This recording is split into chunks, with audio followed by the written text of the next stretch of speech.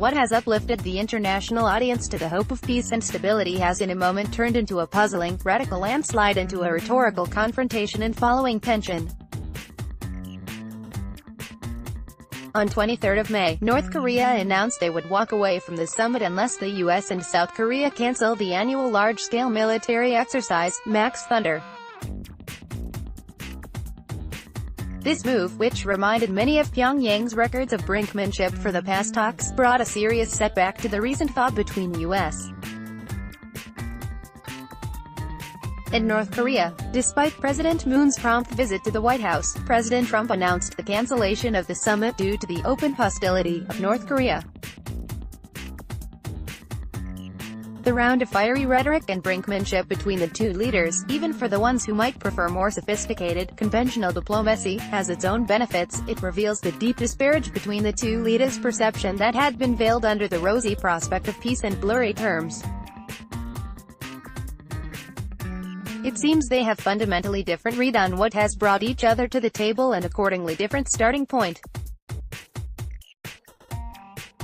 They have drawn irreconcilable conclusions from each other's decision to hold a summit. As they were bringing those presumptions to the table, the collapse might have been inevitable. President Trump believes that it was his maximum pressure strategy that pushed Kim to the summit.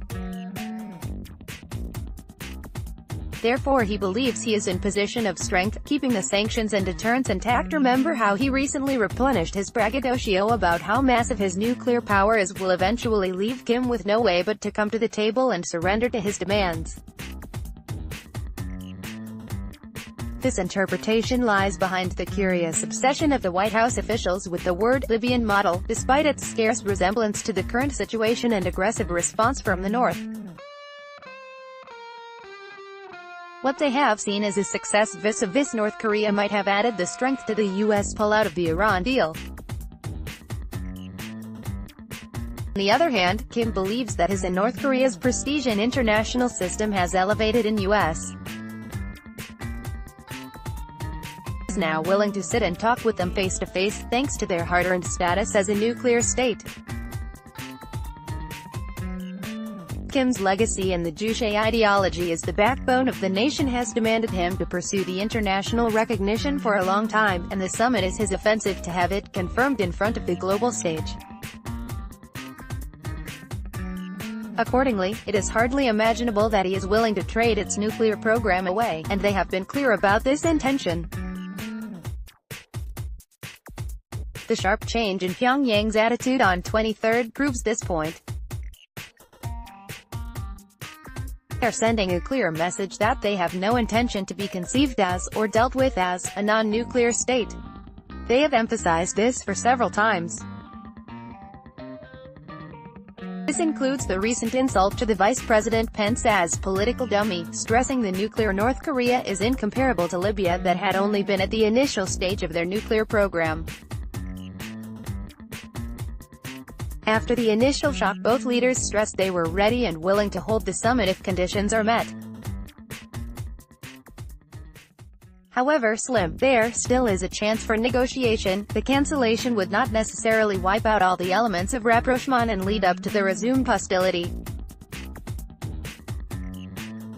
Yet, even if we set aside the conventional wisdom in favor of more disciplined diplomacy, there still remain considerable costs to follow this dangerous maneuver. First, the inconsistency and tension are wearing out the region's U.S.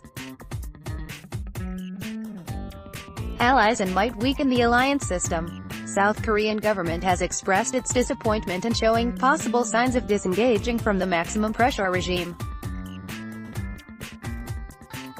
More indirect, yet equally serious ramification would be that any action from U.S. can put much stress on already precarious non-proliferation regime, especially after its pullout from the Iran deal and North Korea's claimed dismantle of Pyeongyang nuclear test site. The risk is grave enough. Rarely has the international response been unanimously attentive and euphoric. The world is watching, and the stakes are high. Views expressed are of individual members and contributors, rather than the club's, unless explicitly stated otherwise.